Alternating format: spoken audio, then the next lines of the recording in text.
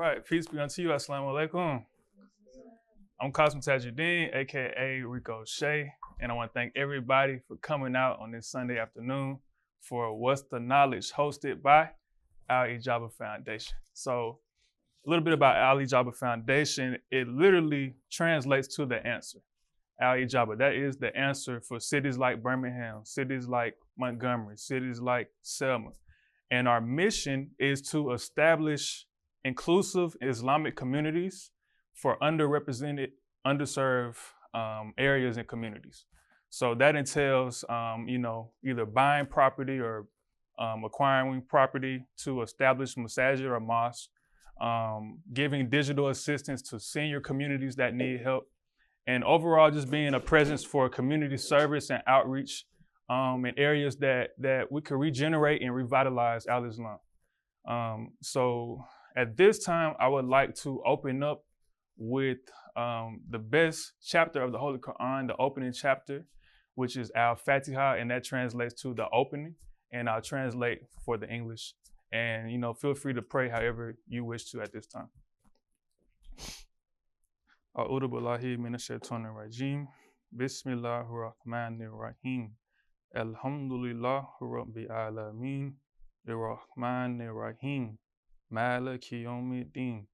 Iyyaka na'budu wa iyyaka nasta'in. Ihdina siratal mustaqim. Siratal ladhina an'amta alayhim ghayril maghdubi alayhim waladdallin. Amen. I seek refuge with God away from Satan, the rejected enemy. With the name of God, most gracious, most merciful, the merciful benefactor, the merciful redeemer. All praise is due to God, the cherisher and sustainer of all the worlds, all the systems of knowledge. Most gracious, most merciful, master of the day of judgment. Thee do we worship and thine aid do we seek. Show us the straight way, the way of those upon whom thou hast bestowed thy grace, those whose portion is not wrath, and who go not astray. Amen. So just some housekeeping notes. If you can, silence your phones. Restrooms are down this hallway to the left. Have a very special, very, very special guest, good friend of mine.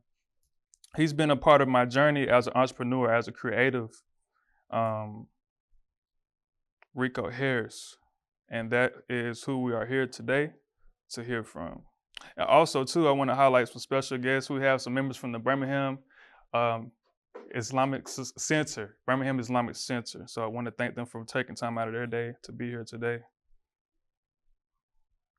All right, so a little bit about Riko Harris, the founder of iPush Media. Riko is a full-time entrepreneur, speaker, and business consultant. Riko has 2 degrees, one from Google University and one from YouTube University, aka self-taught.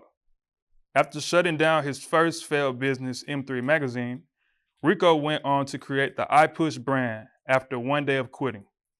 iPush stands for I Possess Unlimited Skill and Hustle. Riko has transitioned from being a coal miner to a successful entrepreneur. iPush started out as social media to an online magazine, then a printed magazine company, and now a successful multimedia agency. Riko was born in Birmingham, Alabama, but raised in Atlanta, Georgia. Riko lives by his principles of doing right by people and being himself. And before I bring him up, just a little bit about why we're here today. What's the knowledge? What's the knowledge is a educational experience, and it's similar to a ta'aleem. A ta'aleem for Muslims is basically where the main imam or pastor equivalent gives a talk to the audience about a topic and is open for discussion after. So this is a way to bring a ta'aleem element to the city of Birmingham. And with What's the Knowledge, the vision and mission is to have either Muslim speakers or non-Muslim speakers come and give a topic about their choice that they would like to talk about. And then we will open it up at the end for a Q&A and discussion. So make sure that you listen attentively. Feel free to take notes because we want to open this up for discussion after our great guest speaker is coming to talk to us today. And also, knowledge is power. Knowledge is power. The more that we know, the more that we can be successful in this life. So at this time, please put your hands together for Riko Harris.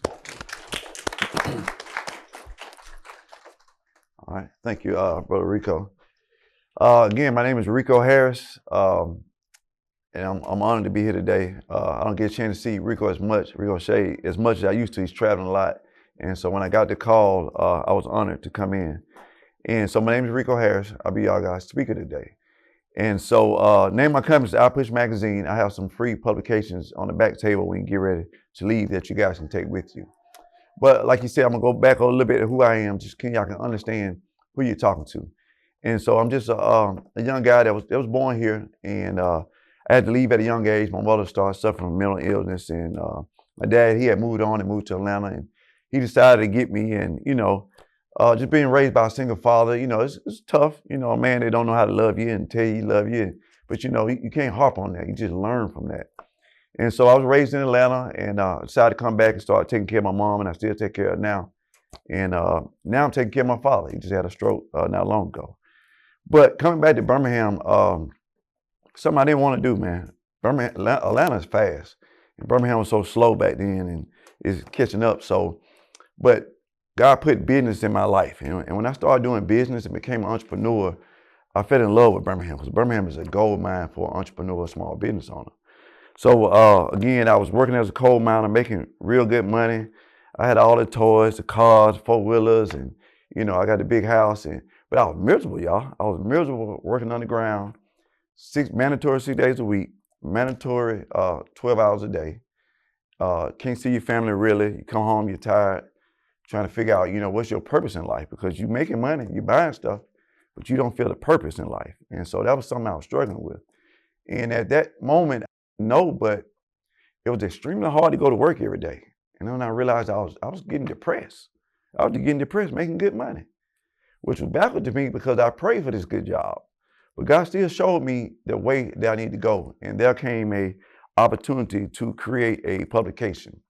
And I felt at the time there was a need for a magazine in Birmingham, a Black-owned magazine, something that we could look at, something that we could enjoy, something that we can see ourselves, something positive, and something of quality.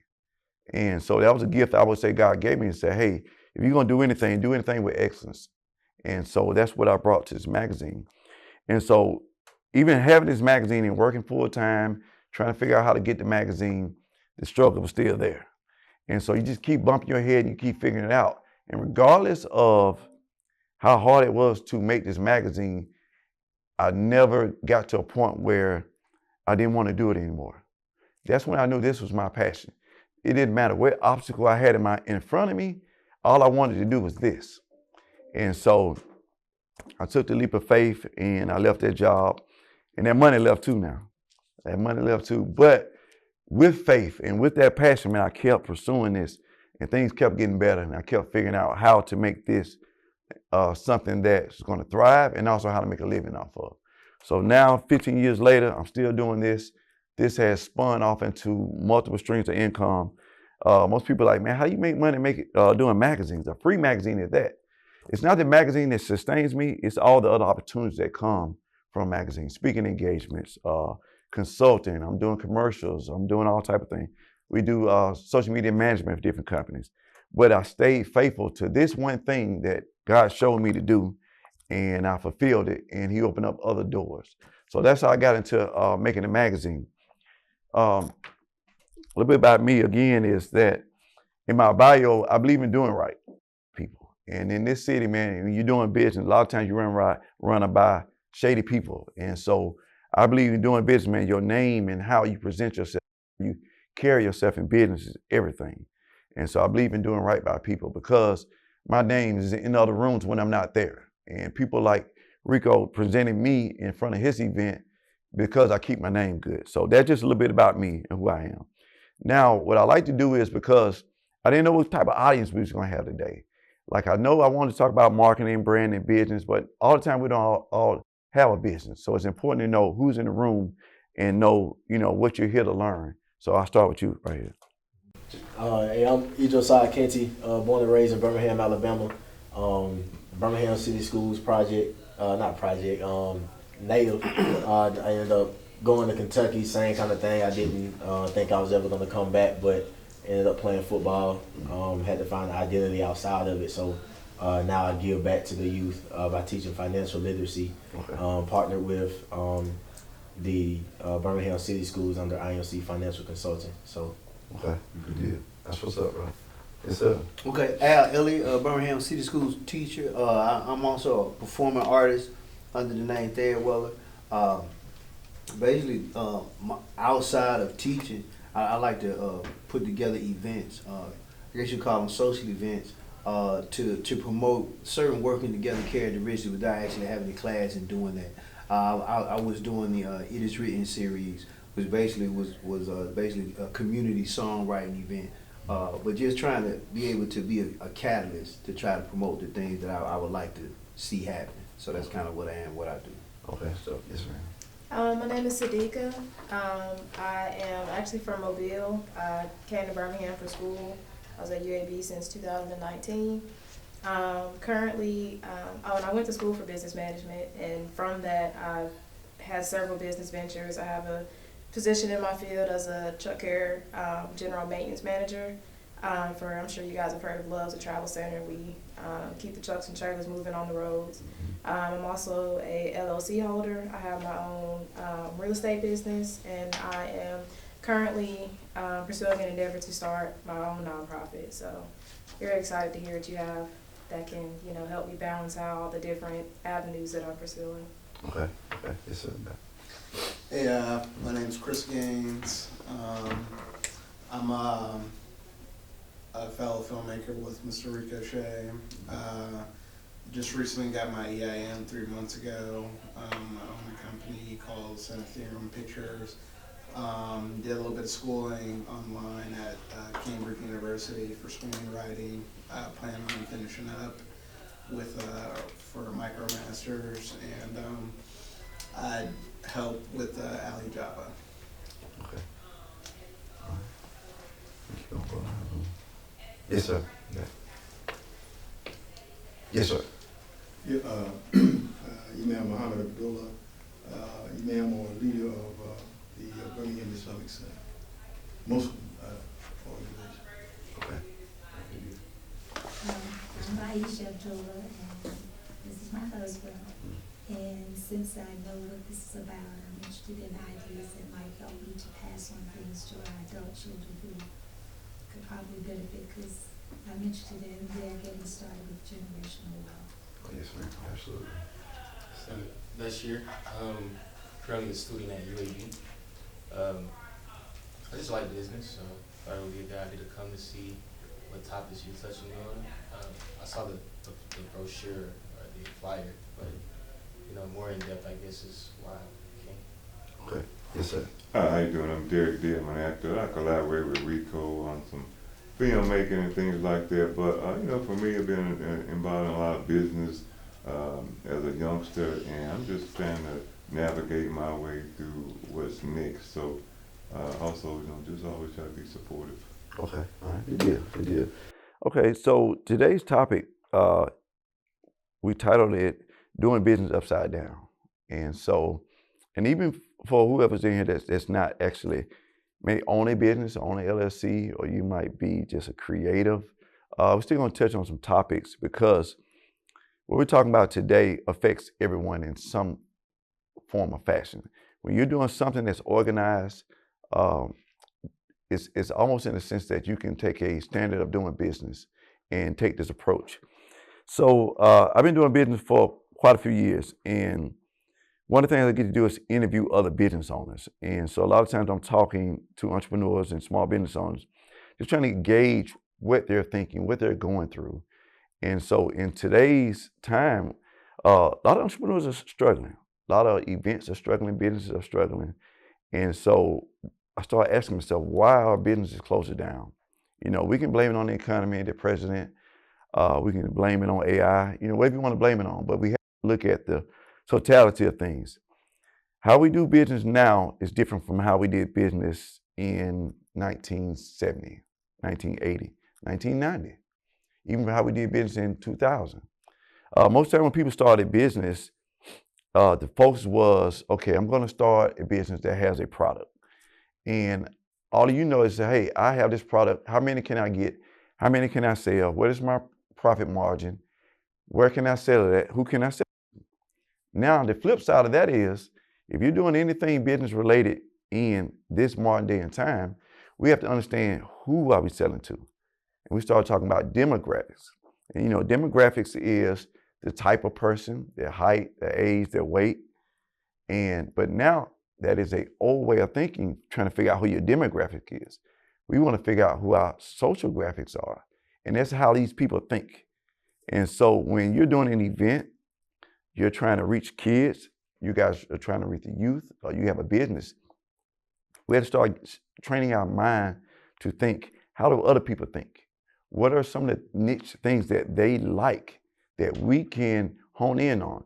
So when we're on Facebook and we're on social media, our data is consistently being sold. And people want to learn our habits. What are we thinking about every day? What are the certain things that we like? And they break off and they put us in these different little boxes. Our information is being sold, okay? And so we're as entrepreneurs, even as small business owners, we're being preyed upon because they're watching our everyday habits. And they don't care who we are anymore. They don't care if we're black, we're white, what our religion is. They don't care where we stay, our social class. What they care about is how we think. And that's how they market to us. And so now we have this information. And we have to start thinking about, how do we pay attention to our demographics and how do they think? And how can we use that information? So you have a small business, you have an event. Let's start thinking, how do these people think? What do they want to see? What do they want to know? What do they want to do? And that allows you to benefit off of your business. So do a business upside down. So in the past, we would get on social media. And let me back up. So in the past, when you first got a business, everybody would do traditional stuff. Everybody would say, go get a Facebook ad, billboard ad, radio ad, word of mouth. Very traditional. Then the market space got real crowded. Everybody's on TikTok. Everybody's selling something on Facebook. Everybody's selling something on Instagram. How do you stand out in the market space when everybody, 1,000 people doing the same thing that you're doing, even including events, because I'm in the space with you at events. How do you get people to come to your event when everybody's doing the same type of events you do? How do you stand out? You just send out a blast, a wide email that says, hey, come to my event, shop with me, buy from me? No. All right. So a period of time, people start seeing that I can't give people attention like I used to. I'm on Facebook every day. I'm posting every day and I can't give people attention. I'm only getting a few likes. I'm only getting a few followers. I'm only getting a few shares. People are not coming in to my event. People are not sharing my stuff anymore because the market space is so convoluted. Because the technology is moving so fast, it's hard to show up in the market space and stand out. And so what people started doing was saying, hey, we don't want to know who's out there anymore. We just want to know how they think. And so what I'm telling you guys today and what I have learned is to retrain our mindset. If you have a product and you have a service, who are you talking to and how do they think? How does the average person think every day when it relates to money, when it relates to starting generational wealth? What do they really want? What are they thinking about every day when they hear buzzwords, generational wealth? When they hear different things when it relates to events? You have to really break down and say, hey, I want to know what is the thought process. How can I figure out if my avatar or my target audience is a 35-year-old male that likes to go to events, social events. He's frugal. He's not going to spend a lot of money on clothes. All right. He doesn't drink, but he might spend a lot of money on his car. Okay. You got that person. Now, how do you match up what you sell, what you offer to that particular person? And the reason I'm going over this, people, is because I'm talking to people that are closing their doors. They're closing their businesses because they have a great product. They have a great service. And when I talk to them and they say, Riko, I'm struggling to get people in the door. And I say, well, tell me about your business. Why would people come to you? Well, I got a great customer service. I tell them, everybody got great customer service. Well, I got the best cakes in town. Everybody claim they got the best cakes in town. What makes you different? It's understanding is why people would even want to come to you in the first place. How do you brand yourself? Are your colors matching to the point where they're attractive enough to make someone come in the door? So I'm focusing on what we're thinking about, because what we're doing as entrepreneurs and small business owners, we're getting excited because we have something, we have a baby, and we want everybody else to see our baby, which is our business, and go out there and thrive.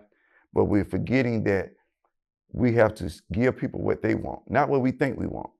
So doing business upside down is saying that the traditional way of doing things is creating a business first. The new way of doing things is figuring out how to get people attention first. That's what we're paying for. That's what we're competing for, is people attention. So before we start that business, before we create that event, before we go on to even do an LLC, and you have that idea, it's in beta mode, it's in your mind. Before we take it out of beta stage, let's figure out, how can I get people to buy this? How can I get people to support this? Because we're lying to ourselves and we're going straight to Facebook, and we got 1,000 family and friends and they're not supporting. Then the struggle comes because we had invested money into our business, into our event, and we jumped out there ahead of time because we're basing this off of what we think people would want to see, what people would want to buy, instead of doing the actual footwork to say, okay, who are these people and how can I get their attention? Before I even create the business, how can I get their attention? Because that's going to determine if your business thrives, event, or whatever it is you do in the long term. Is how, can I get people attention? Can I sustain getting their attention? Creating content is a great way, and Riko can attest to this. People typically start a business, and then they start getting advice from people, and people start telling them, well, you got to start going live.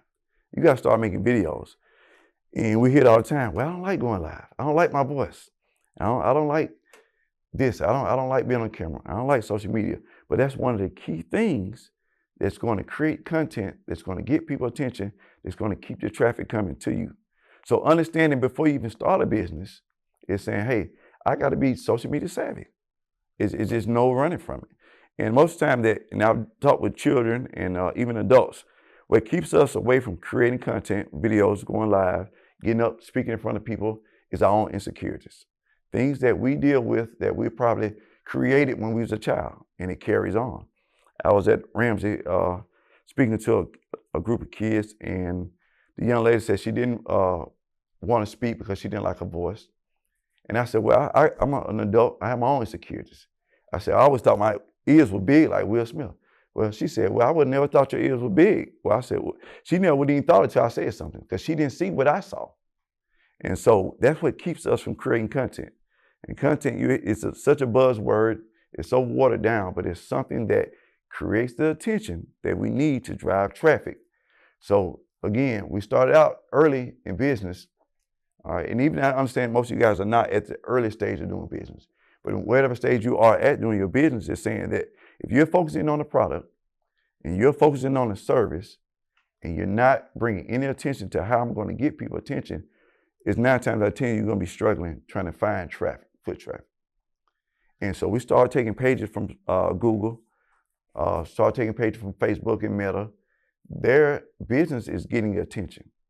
And how they get our attention, they start studying us. What do we like? It's so easy, ladies and gentlemen. We can say something and we see something on our phone.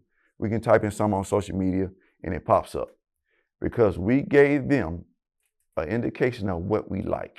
If you're searching something, you either need it or like it.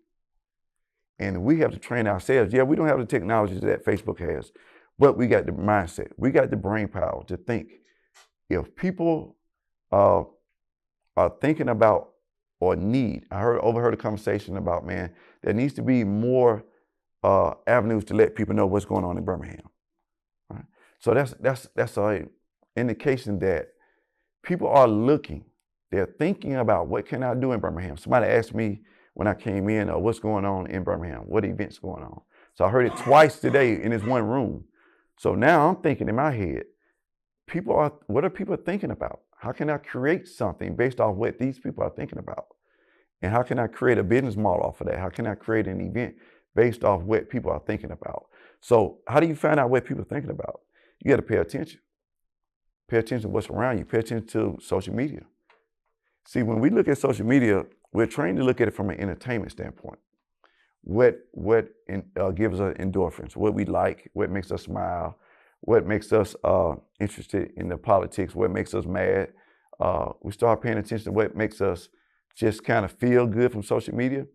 But you can train yourself to look from your third eye and it's like, okay, what are they trying to teach us? What are they trying to prove through this social media? What are the underlying things that I can learn from reading comments? Not just reading comments to say, I'm being messy, I'm being nosy, but I want to understand what other people are thinking.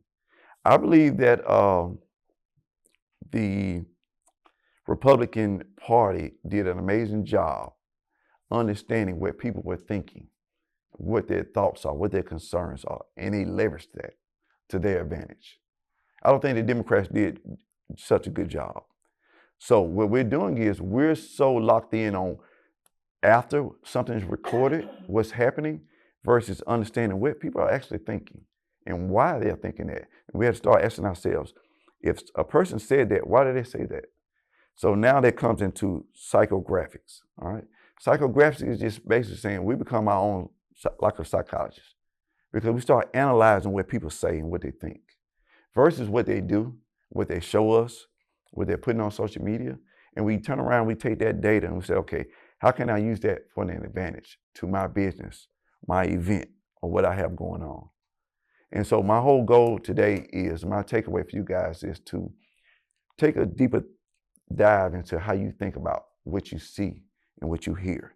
Versus just taking it in, hearing it, and say, okay, I heard that, but why does he think like that? Why does she look like that?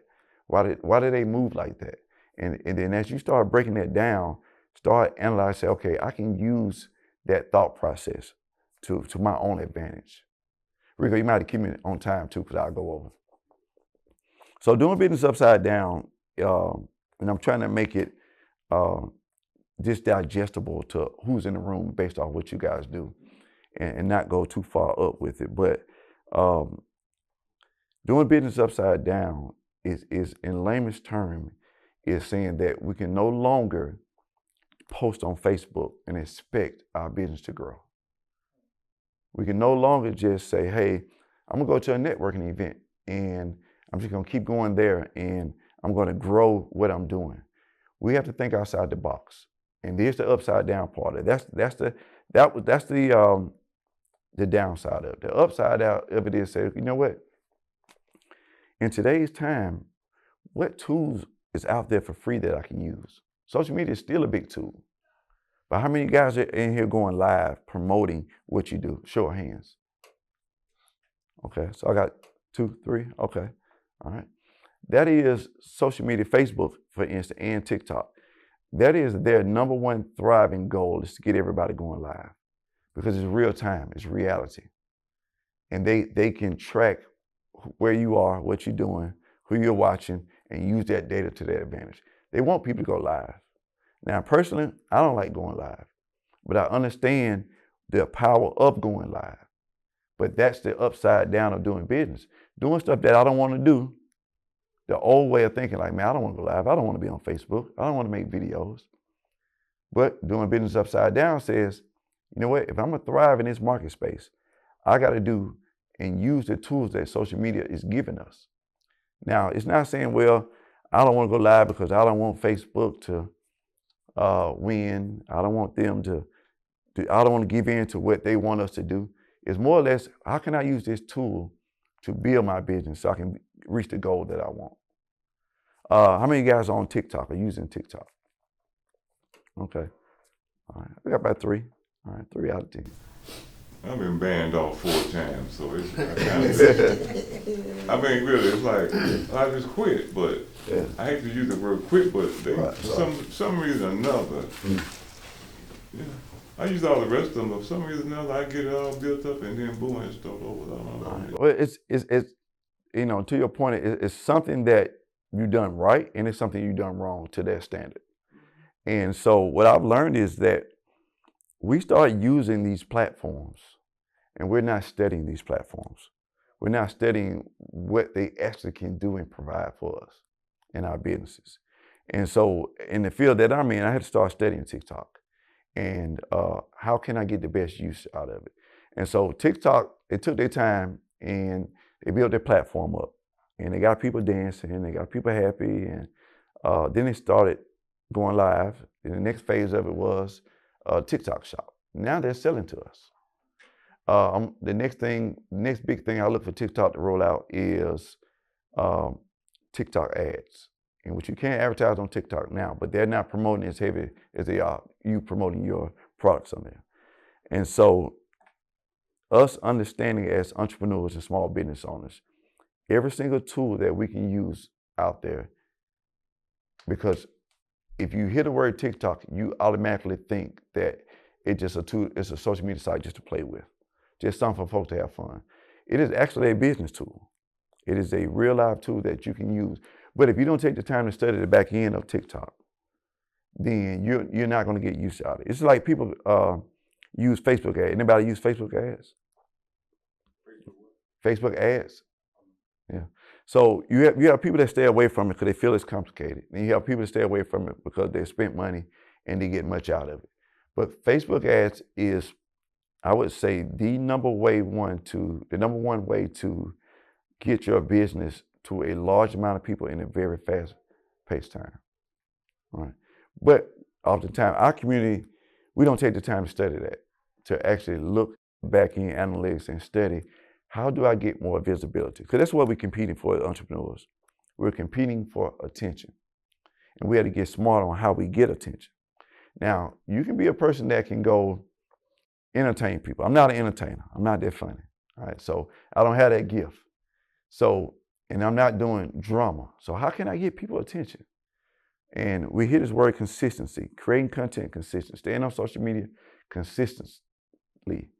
But outside of that, how can you get your business thriving on social media, in the market space, where people are really searching for what you do? You really have to do the research on those social media platforms. All right. When I say research, how can anybody using AI? ChatGPT. All right. Good. Searching in ChatGPT, how can my particular business, let's say I'm in advertising, how can I use Facebook to advertise to 1,000 people that will pay me $350 a month? And that would allow you to get a better understanding of how to utilize Facebook. Because you're going to eventually you're going to get frustrated. I'm posting every day, or I got 2,000 likes, but the sales are not converting because you're missing the true definition of what Facebook can do for you. So again, my theory is the thought process of how you do things, because that's what they're preying on with us. They're looking at how we think, and they start asking themselves, why did he think like that? Why does he do that? Now we're going to reverse and start doing it ourselves. Why and how can we get the most out of what Facebook is giving us? They gave us this platform for a reason. Now, bigger businesses, they are making millions of dollars off of it because they pay for the research. Us, they feel like, well, we're going to follow in the entertainment part. We're just going to do it for fun, for likes. Then they start taking our money, like, okay, we're going to get these small business owners to funnel $50 a month, $1,000 a month, whatever you can afford. And then eventually, they're making more money off the small business owners than they are the big companies because we're not reading, we're not focusing, we're not paying attention to and understanding what Facebook can really be used for, TikTok, social media, or whatever platform. So that's my goal is don't waste your money, your time as an entrepreneur and not fully understand what the platform can do for your business, can do for your event. Get the full and maximum thing, because I want you guys to understand that when you walk out of here and your takeaway is like, when I see something in the entrepreneurial field, let me give you an example. The market space got real busy with lawyers in Birmingham. And the old way of doing it was, you guys remember Alexander Shannara. All right, he got almost sued for he bought almost every billboard from Alabama to Florida. And the other lawyers got mad and he monopolized it. And so they had to break it up and they wouldn't let him buy anymore. All right, behind him, so what happened was right after then, all the other lawyers started buying them. And so the billboard people are extremely happy because Shannara spent $1 million a year on that. All right, that's the old way of doing it. Anybody familiar with the radio ads from Top Dog Law? Yeah. All right, so here's the new guy. So he's gonna come in and say, okay, you know what? I'm gonna spend $1 million a year on radio ads. And I'm gonna be a little bit more edgy with it. Now, here's scenario. Now I can hear the other lawyers starting to turn the knob, the old school way of doing their radio ads towards the way Top Dog. And so what I'm talking about is me not just hearing a funny commercial on radio from Top Dog Law, or me not just hearing a story that Shannara normally just tell, a generic story, is me paying attention to how they're marketing to me and why the difference, why his is old school, why his is new school, why they're on the radio, why do you don't see Top Dog on billboards, but you hear him on the radio?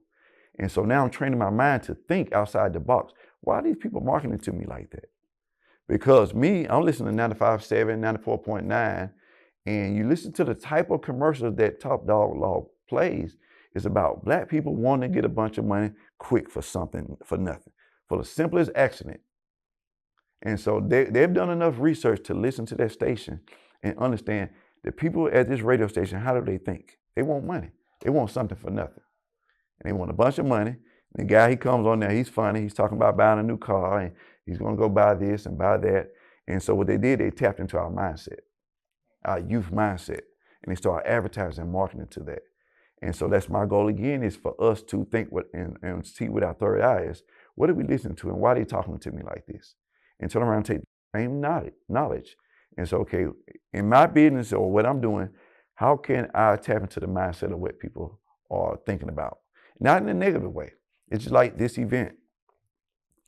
You know, we promoting this event and we're using certain words in the caption is tapping into people's mind is just doing business. You know, that's a mindset for people. It's, the amount of entrepreneurs that are growing is crazy. And it's just as crazy to understand the amount of entrepreneurs that are leaving their jobs and then losing their houses. They have to go back and get a job.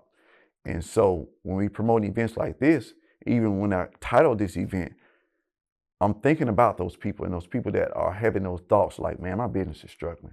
I'm not getting attention. I'm not getting foot traffic.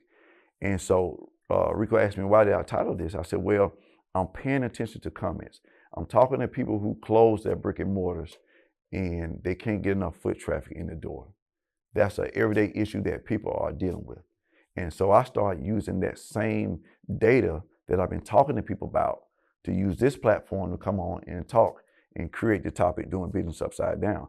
We can no longer think old school ways of doing business. We have to flip and reverse it upside down and start thinking about, how can I get foot traffic first? How can I get people attention? What can I do to make sure that my business thrives before I start investing my 9-to-5 money, my savings into this business? What can I do to make my business sustainable? Because again, you have to ask yourself this question. What do you do when 1,000 people do the same thing you do? How do you stand out?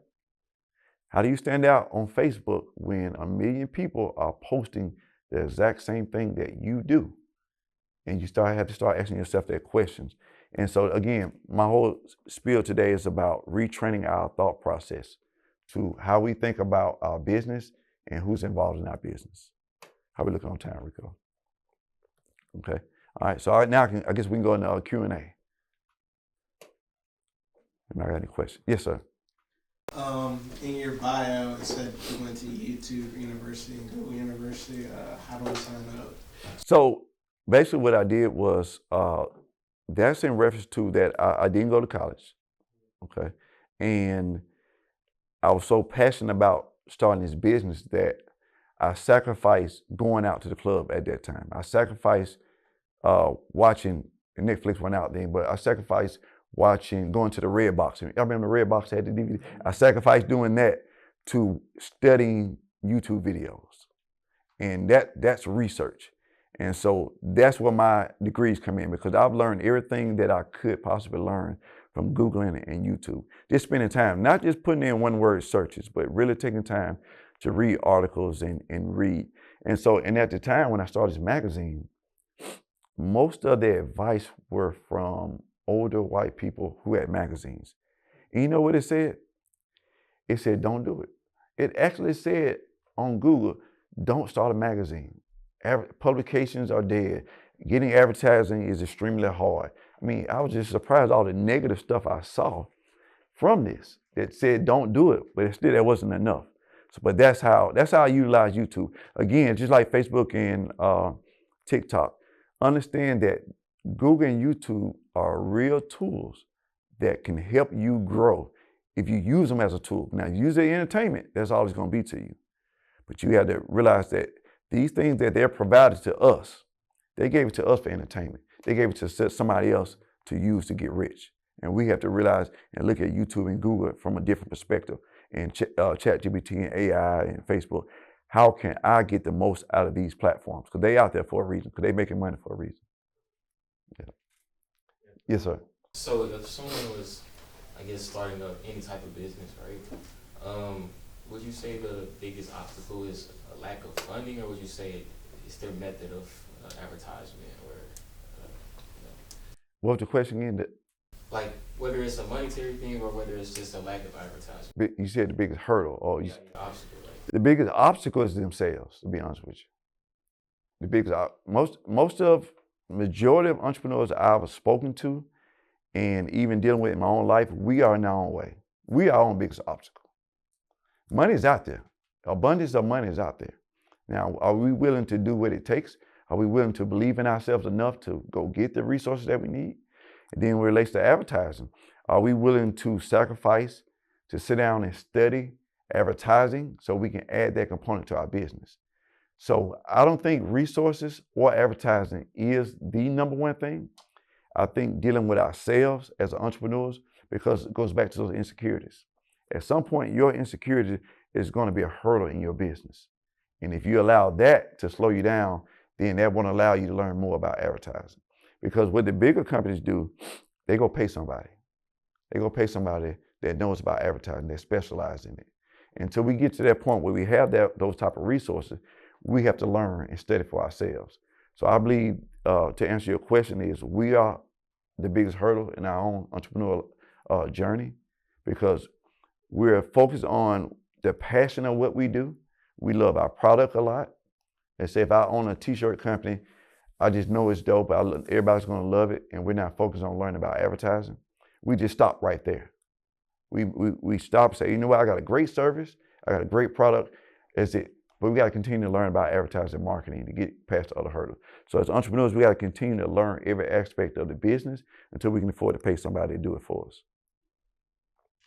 Yes, sir. What other personal growth, or I guess personal traits, do you think one should hone in on when going into entrepreneurship? I know you said, I guess investing in yourself is one of the key things, so Yeah. with that you want to know how to communicate. If I'm being cliche, you got to know how to talk to people. You got to know how to brand yourself. So being that you're not focusing on the idea or the end goal so much, what other traits would you say invest in yourself? I would invest in a solid spiritual foundation, because it's going to test you. Entrepreneurship is going to test you, and it doesn't. I don't say it doesn't matter. You know, whatever suits you best spiritually, because those times and days come where money can't fix everything, and you depend on your circle of influence. You know, wife or husband or whoever may not be able to answer the question you got, or may not be able to pick you up the way you need to be picked up. Because entrepreneurship and doing business is about putting out fires. You always got problems you got to solve consistently, regardless of what kind of business you're in. And at some point, you're dealing with business and you're dealing with life at the same time. You're dealing with business and life. And so when life happens, you have no control over that. And you still got to keep living. You got to keep waking up and surviving. But you still got this business you got to tend to, because you got money invested and you got people depending on you. So having a strong spiritual foundation allows you to bring some balance to what's going on in your life, in your business. Yeah, but to speak to that communication, again, I'm not a communication major. I'm not a person that spent a lot of time studying communication. I did force myself to start talking, you know, and just how I did that was just addressing my own insecurity. I don't like my own voice. You know, I coach basketball. One reason why my voice a little cracky today. I coach basketball because I'm always hollering. But at the same time, understanding what my insecurity is and addressing it, and know that I care more about getting up and doing my business, which requires me to speaking, more than I care about what I think about my voice. And so, and when it comes to communication, that's a lost art for our whole race, because they're teaching our kids not to communicate through music and other things like that. But as doing business, I wasn't shy. I was a guy that was trained to be low key, because my time I spent in the hood, I was trained not to speak, just kind of be tough and not, so I had to throw away all of that old thinking and retrain myself to be like, man, I gotta come in shaking hands.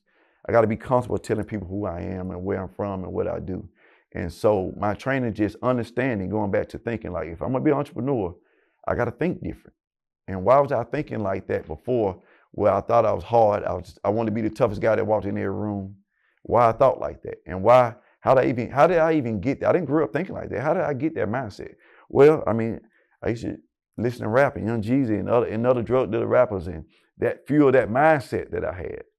And so I had to start thinking, okay, now I'm paying attention to other entrepreneurs. How do they think? How do they walk in the room?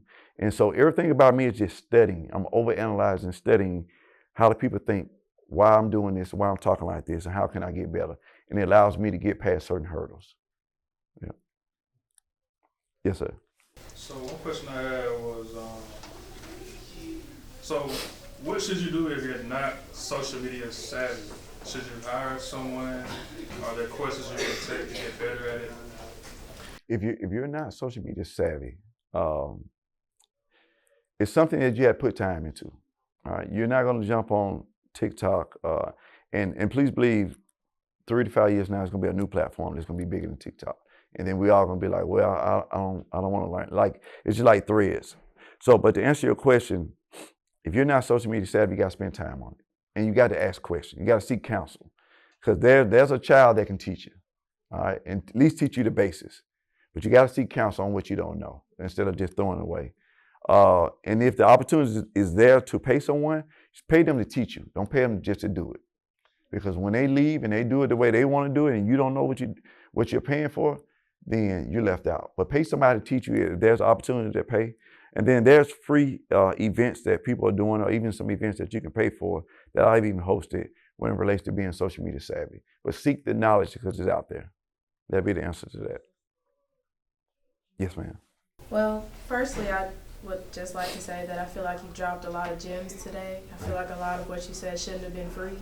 So I just appreciate your, coming out and sharing your expertise.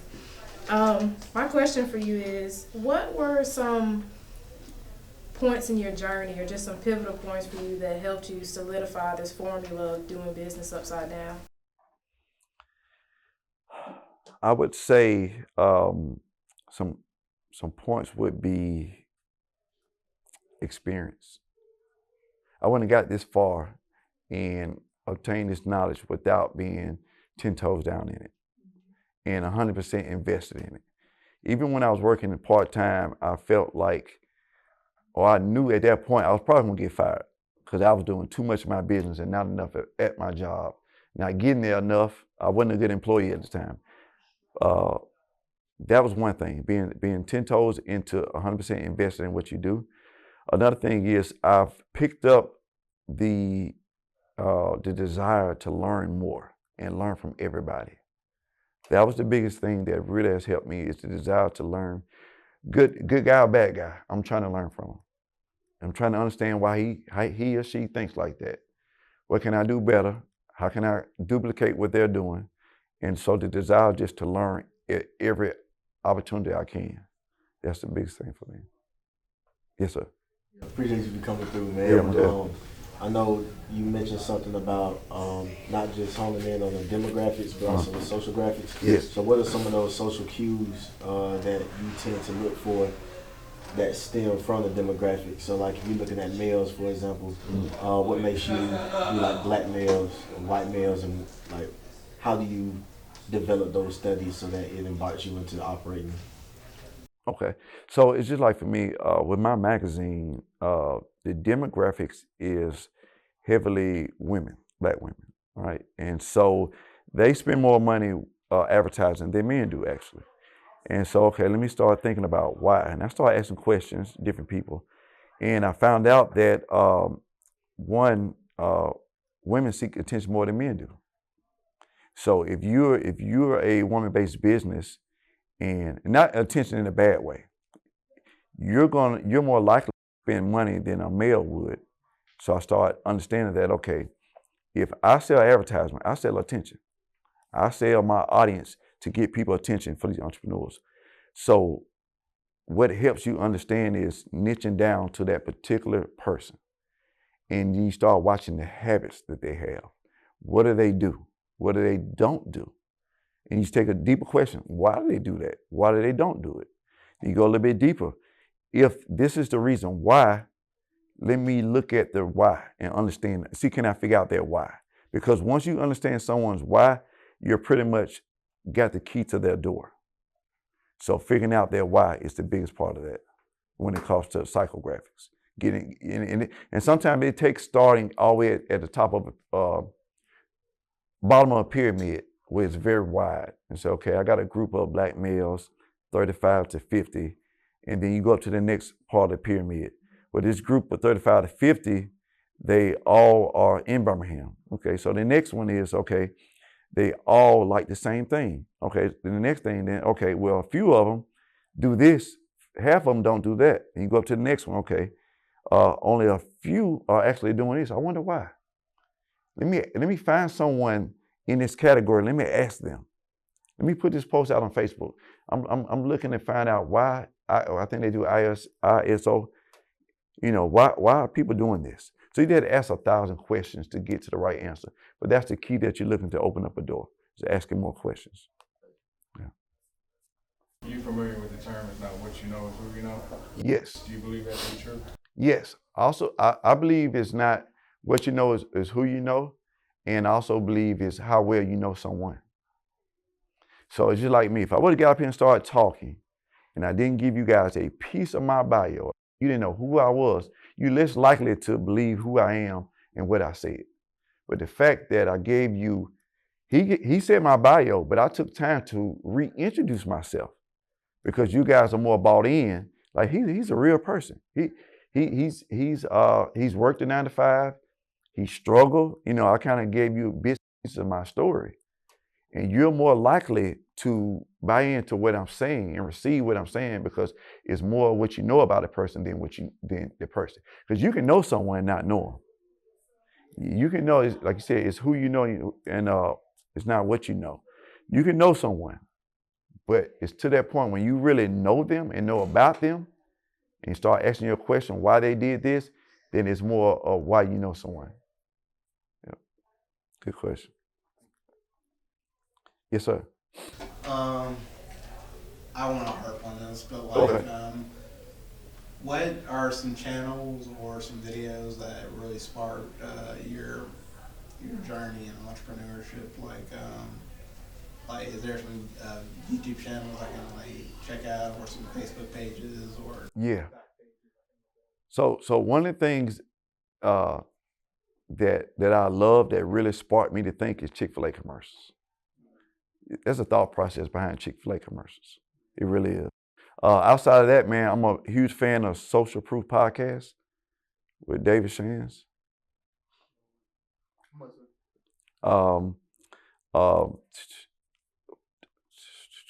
his name. Oh, golly, forgot his name. Forgot his name. I'll tell you too before I leave. Another guy. Oh, Myron Goldman. I'm sorry, Myron Goldman.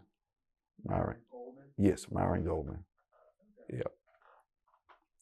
And so even when I'm looking at YouTube, and I'm not biased, I'm not looking for just black people. I'm not listening just to anybody. I'm looking up marketing, advertising in 1975.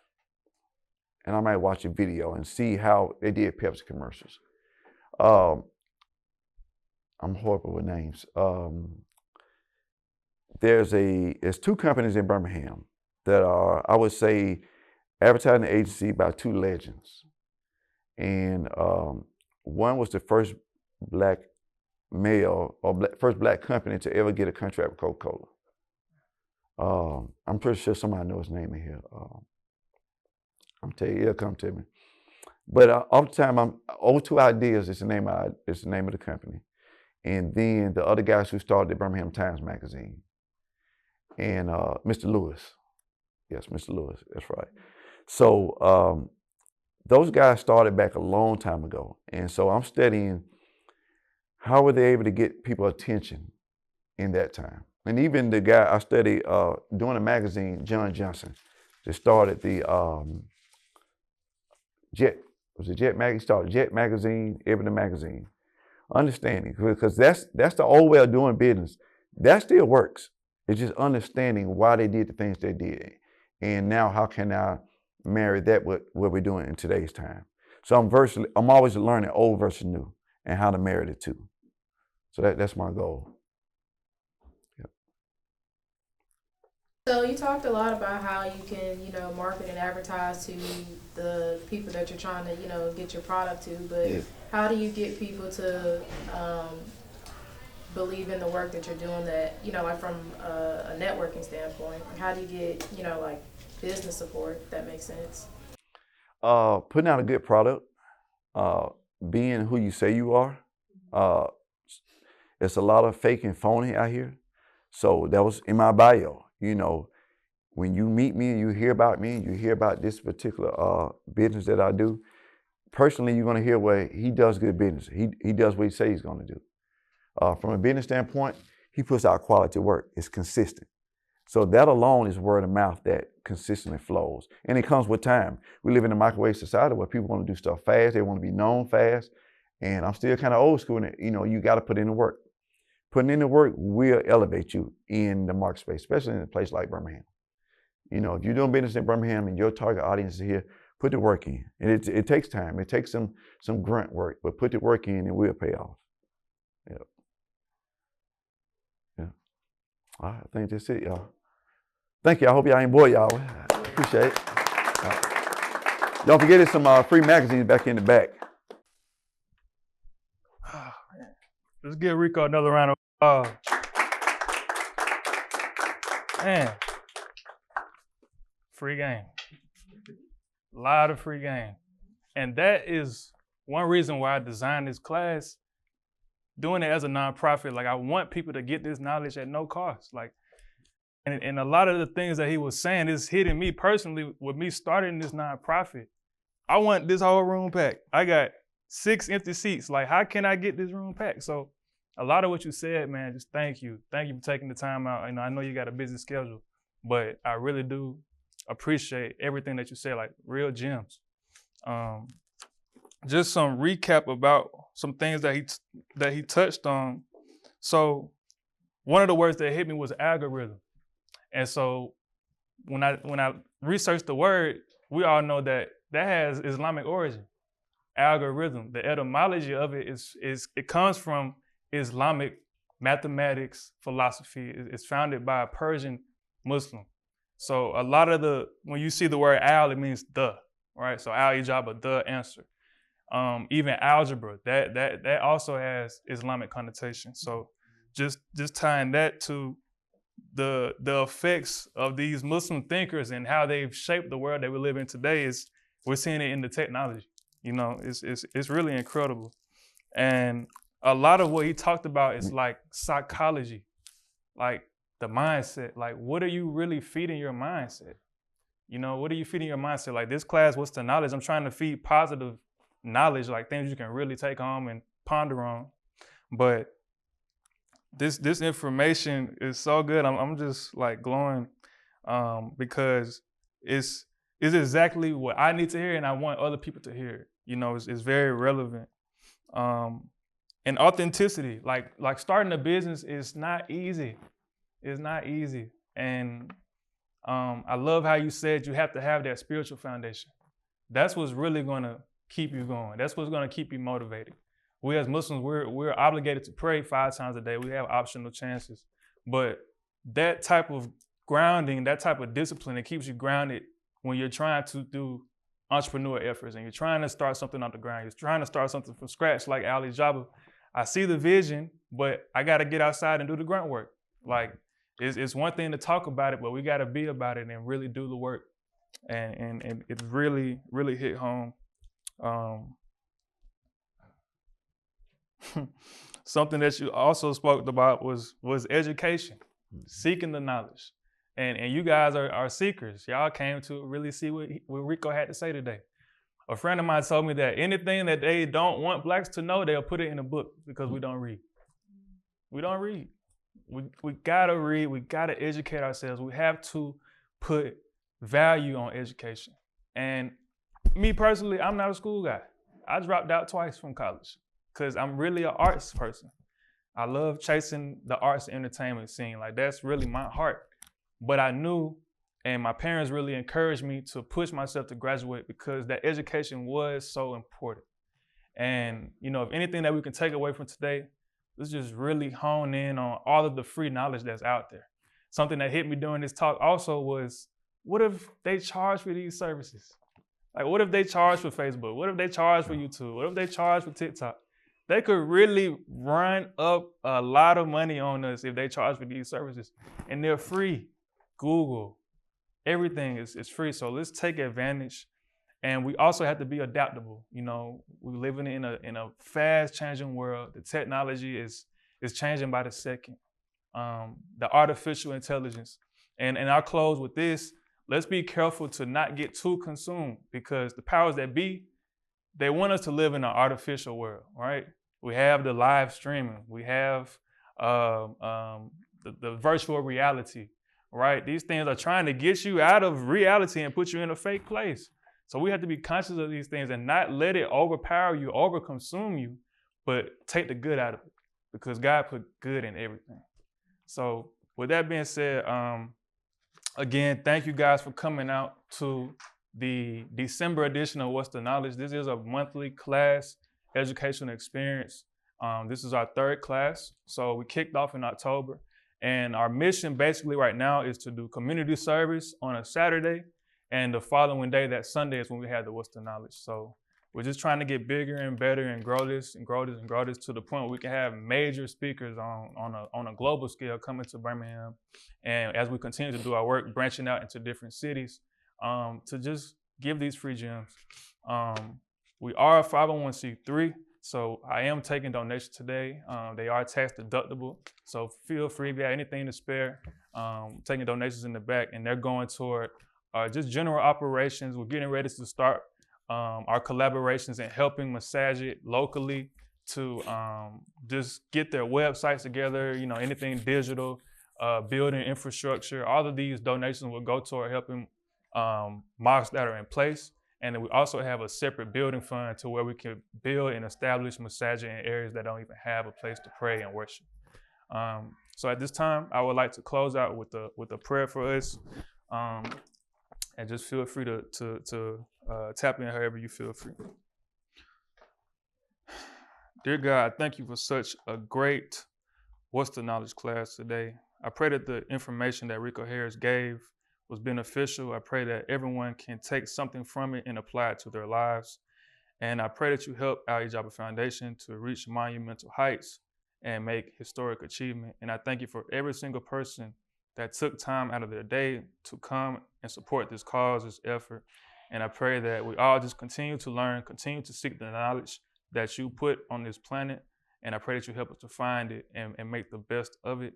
And I pray that you just help us, guide us aright, and bless every single person in this room as we go out and continue our chapters and our journeys in our lives, as we continue to be business owners, and just help us with whatever we're trying to accomplish. Dear God, thank you so much. Amen. Thank y'all.